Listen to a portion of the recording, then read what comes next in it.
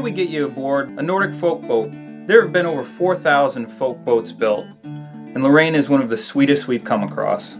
Lorraine's owner, Hasse, is a founding member of the Wooden Boat Foundation. She's got a 100-ton captain's license and has logged over 45,000 miles at sea.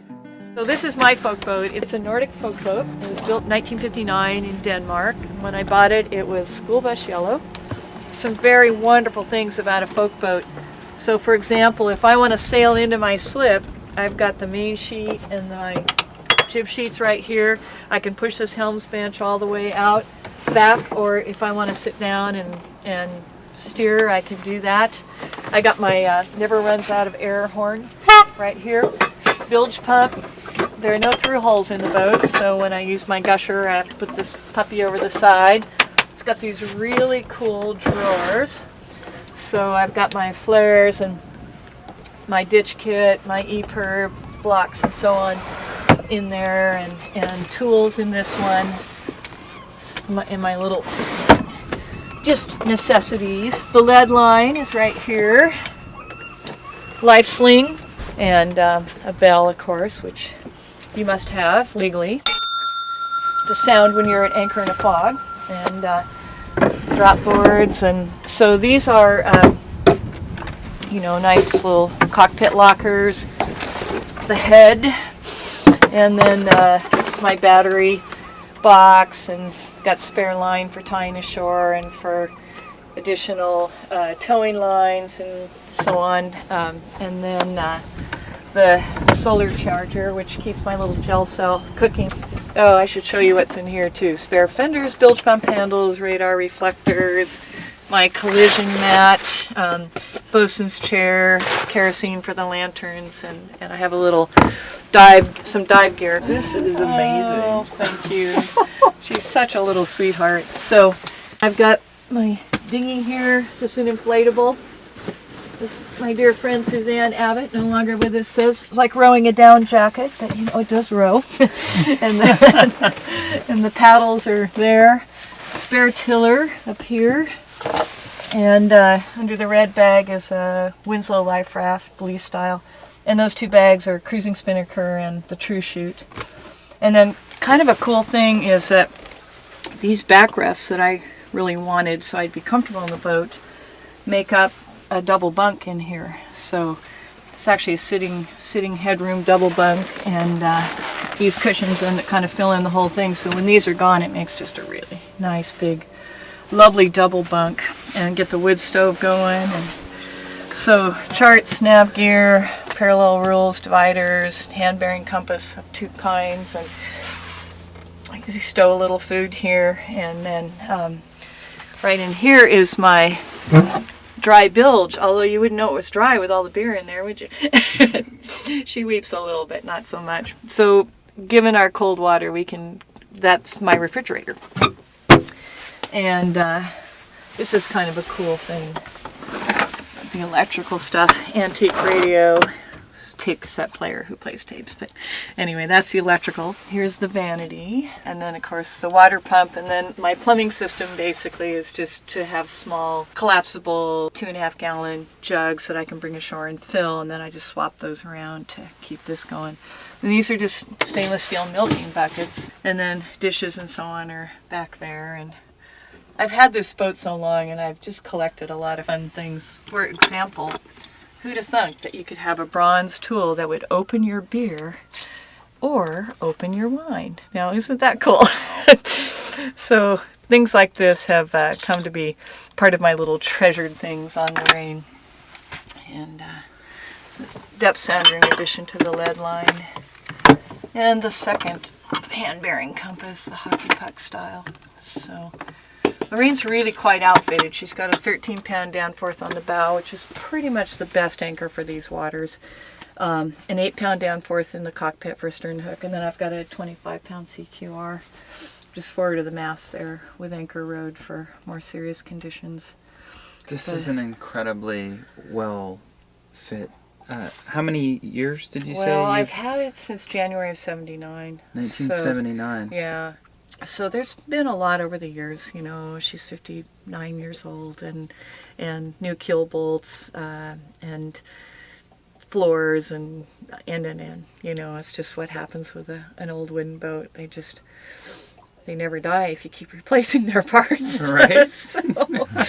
And I just, you know, and I never imagined I would hang on to this boat as long as I have, any more than I imagined I'd be at the sail-off. But I just kept falling in love with it. It just sails like a dream. And I don't know if you know the history of folk boats, but they were just a little, yeah, they were the outcome of a design contest held in the 30s in Sweden. And the Folkboat was supposed to be the boat of the common folk that would be affordable, would be a great way for kids to learn how to sail. Families could cruise on them.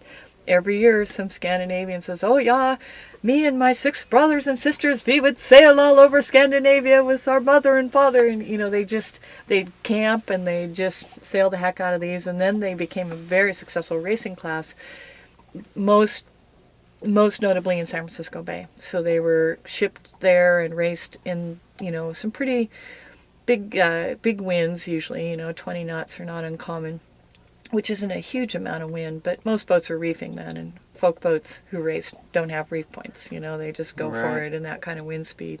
And in fact, the very first transatlantic race, 3 of the 5 entries were folk boats, the most famous one being Colonel Blondie Hassler's Jester. Wow. And Val Howell sailed one as well. So, and the reason that they went was because it was the apprenticeship project of all the Scandinavian boat builders. So there were lots of them available, and they're just amazing, amazing boats. And I mean, if I can get you up for a minute. Sure. There we go. So the chart of charts, as I love to call it, we're right here. And this runs all the way up through British Columbia. So this is a Canadian Coast Guard chart guide. And we really are this is our Salish Sea, the Strait of Georgia, and all of that. From Port Townsend, the San Juans are sort of in our backyard. Victoria's over here for a classic boat festival. It happens every year. Gulf Islands, which are a continuation of this archipelago that the San Juans are part of, but the water gets a little warmer up here. The Strait of Georgia, which is like the Strait of Juan de Fuca, fairly gnarly body of water depending on the tide and the wind and the time you're crossing. Vancouver has a lovely classic boat festival. Then once we get up in this area, this is where Princess Louisa Inlet is.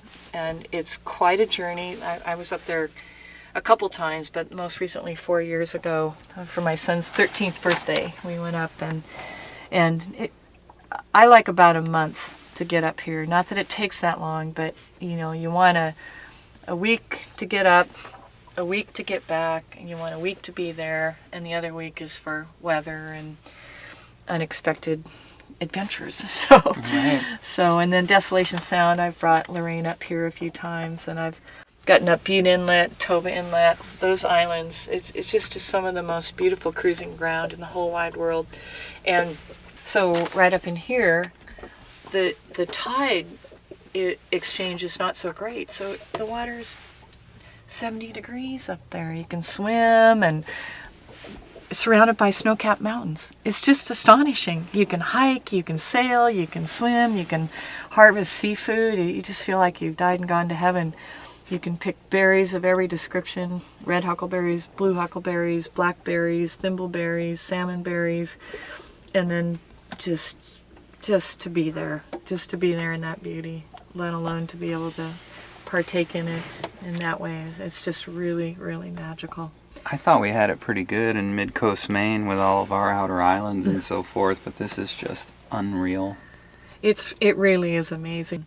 The beauty of a folk boat is it answers the helm like a dinghy or a ship, depending on whatever you need it to do. It always goes where you point her, and it doesn't matter if it's light air. You won't be moving fast like a T-Bird or a J-24, but you'll be moving in the direction you want to go with some nice way on.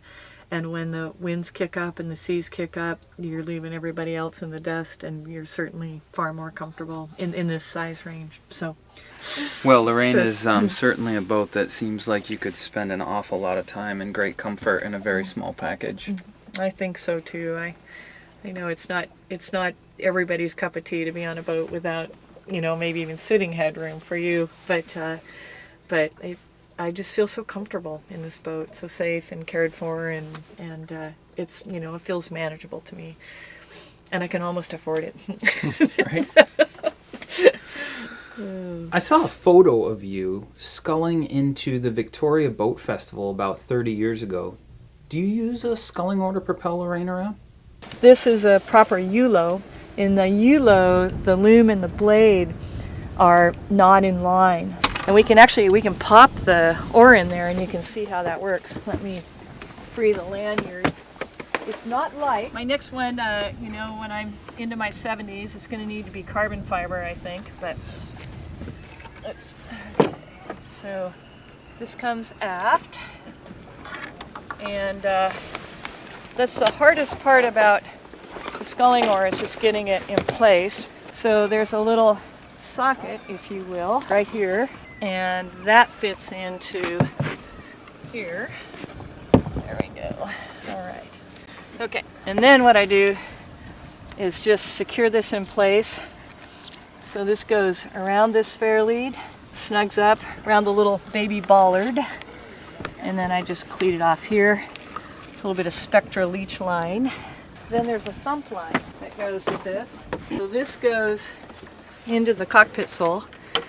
This goes here. Now all I have to do is push this back and forth, and we're sculling just like that. The only thing that's not so good in my mind about the ULO is that I can't go in reverse. Whereas with my old sculling oar, I could reverse the motion. I could actually back up the boat with that. But with this, you know, when I'm in my 80s, I'll be able to do this. And it's just such a beautiful motion. And once she's up to speed, she goes a couple knots. Somebody more vigorously sculling could probably get her to go faster. But then there's a little latch here, so I can just secure it and get underway. So the 4-horse outboard, really I only use when there's no wind and there's such a tide against me that the sculling oar isn't going to do it. So like on the chart where I showed you, we went up to Princess Louisa Inlet. That's a 40-mile reach with no anchorage and a tide at the end that you have to meet or you're not going to get in there. So in those situations, the outboard is a must. But day sailing, we never use it, you know, and most of our cruising. So, you know, Lorraine's a handy boat. You can, like your Prudence there, anchor on and off, or go on and off the hook under sail, and which is a great joy. And she's named after my mom, who was not a sailor. She would come sailing with me. Every time she would come to Port Townsend, she'd want to go sailing with me. And the whole time we're out there, she's just white-knuckled, hanging onto the cockpit combing. And I'm going, oh man, let's just get back in, you know. And then as soon as we get back in, when are we going again? She loved it. She was afraid of it, but she was a woman who just encouraged all of us Hasse kids when we were young to just follow our hearts and do what we wanted to do. And a lot of times that probably didn't look very pretty to my mom and dad, but she was pretty happy when I named my boat after her, and I'm pretty happy to have that memory of her as well, because she's no longer here. When I look at this boat that I love so much, I see my mentors, people like Patty Langley and Van Hope and John Guswell and Lynn and Larry Pardee, and the people that took me sailing to sea the first time when I was in my 20s, and their preparedness and their thoughtfulness, and my friend with a sister Folkboat who called his a temple to the sea, and you know, just that it just brings all that back, and I can point to so many different parts of her and say, oh, my friend Sam Connor did that hatch, and my friends Ed Luchard and Steve Chapin built the house, and my friend Ernie Baird did the decks, and it's just such a gift to carry that human energy that has tried so hard to be seaworthy with me, whether they were sailors or boat builders or people who just loved